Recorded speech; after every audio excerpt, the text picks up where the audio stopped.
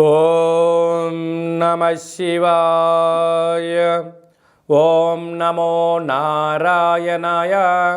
ఓం శ్రీ స్వర్ణాకర్షణ కాల భైరవాయ నమో నమః. ఓం శ్రీ నరదృష్టి నివారణ కాల భైరవాయ నమో నమః. ఓం కాళకాలాయ విద్మహే కాళాతీతాయ ధీమహి తన్నో శ్రీ స్వర్ణాకర్షణ కాలభైరవ ప్రచోదయాతు. ద్వాదశ రాశుల్లో గ్రహ గమనాలు ఒకసారి వీక్షింపచేద్దాం.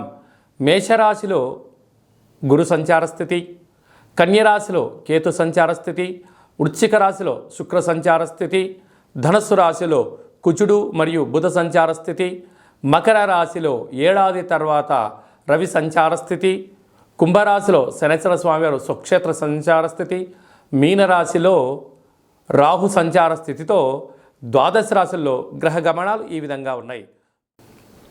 సింహరాశి వారు ఈ పుష్యమాసంలో గురు పుష్యార్క యోగ సందర్భంగా ఎలాంటి విధి విధానాలు పాటించాలో ఈ వీడియోలో సవివరంగా సంపూర్ణంగా తెలుసుకుందాం. సింహరాశిలో ఏ నక్షత్రాలు వస్తనగా మఖా నక్షత్రంలోని 4 పాదాలు, పుబ్బా నక్షత్రంలోని 4 పాదాలు, ఉత్తరా నక్షత్రంలోని 1 పాదం కలిపితే సింహరాశి.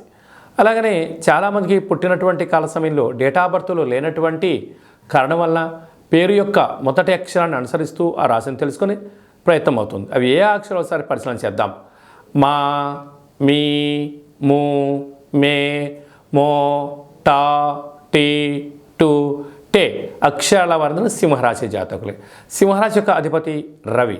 కనుక ఈ పుష్యమాసంలో గురువారం రోజున పునర్వసు నక్షత్రము పుష్యమీ నక్షత్ర సందర్భంగా తెల్ల జిల్లేడు యొక్క వృక్షం దగ్గర ప్రదక్షిణ చేయడము, 6 దీపాలు పెట్టడము, ఎరుపు రంగు క్లాతులో గోధుమలను అలాగనే మీ శక్తానుసారంగా ఏదైనా కూడా నవధాన్యాలను కలిపి మీ మనసులో ఏదైతే కోరిక ఉంటుందో రాసి అందులో ఈ తెల్ల జిల్లేడు వృక్షం మొదలకు కట్టగలిగినట్లయితే మీకు సంపూర్ణ ఆరోగ్య పరిస్థితి, మానసికమైన ఒత్తిడికి దూరం అవడం, మీరు ఏదైతే అనుకుంటారో దాన్ని విజయం సాధిస్తారు.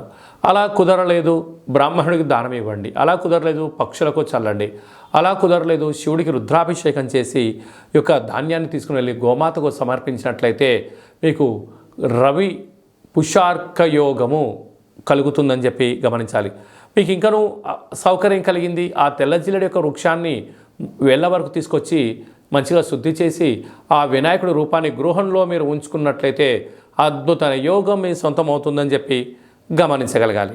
అలాగనే ధనావాకు కుటుంబ స్థానంలో కేతు సంచార స్థితి ఉండడంలో మౌనం, ధ్యానం, ఆధ్యాత్మికత మీకు అదృష్టానికి ఐశ్వర్యానికి స్వాగతం పలుకుతుందని చెప్పి గమనించాలి. అర్ధాష్టమ శుక్రుడు కారణం చేత భార్య చేత భర్త, భర్త చేత భార్య ఒకరినొకరు నిందించుకునే దానికన్నా గౌరవించుకునే ప్రయత్నం చేయండి. స్థిరాస్తులు చిరాస్తులు మీ సొంతం అవుతాయి. అలాగనే సంతాన స్థానంలో కుజుడు మరియు బుధ సంచార స్థితి ఉండడం వల్ల నూతనంగా వివాహమైనటువంటి దంపతులకు శీఘ్రమేవ పుత్రిక సంతాన యోగ్యత, పిల్లల యొక్క చదువులు, పిల్లల యొక్క అభివృద్ధిలో విజయం మీ సొంతం అవుతుంది. 6వ స్థానంలో రవి సంచార స్థితి ఉండడం వల్ల శత్రువులు పంచి ఉన్నారు, దయచేసి డబ్బులు అప్పు ఇవ్వద్దు, అప్పులు తెచ్చుకోవద్దు. స్థిర చరాస్తులు క్రయ విక్రయాలు కొంతకాలం పక్కన పెట్టుకోవడం యోగదాయకం.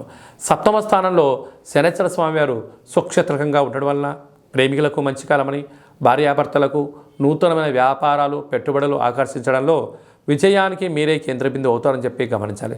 అష్టమంలో రాహు సంచార స్థితి ఉండడం వలన అనేక మంది శత్రువులు పంచి ఉన్నారు. మీ జన్మ నక్షత్రం రోజున అష్టమి పూర్ణిమ తిథి ఎందున దూరావాయు జల ప్రయాణాలు, వివాదాలకు దూరంగా ఉండడం యోగదాయకం. భాగ్యస్థానంలో గురు సంచార స్థితి ఉండడం వలన మౌనంగా ఉండడం వలన అంతా మంచే కలుగుతుంది. కనుక ఉన్న దాంట్లో ఆనందపడుతూ మరొక మైలురాయి దాటడానికి ఆధ్యాత్మికమైన భక్తి చింతనతో మీరు ఉండగలిగినట్లయితే రాబోయే కాలం సువర్ణ యుగం. కనుక ప్రభుత్వ ఉద్యోగస్తులు, ప్రైవేట్ రంగంలో ఉండబడిన వారు, వ్యవసాయ సోదరీమణులు, గృహ భవన నిర్మాణ కార్యక్రమం చేసేటంత వరకు చాలా మంచి కాలం ఉందని చెప్పి గమనించాలి.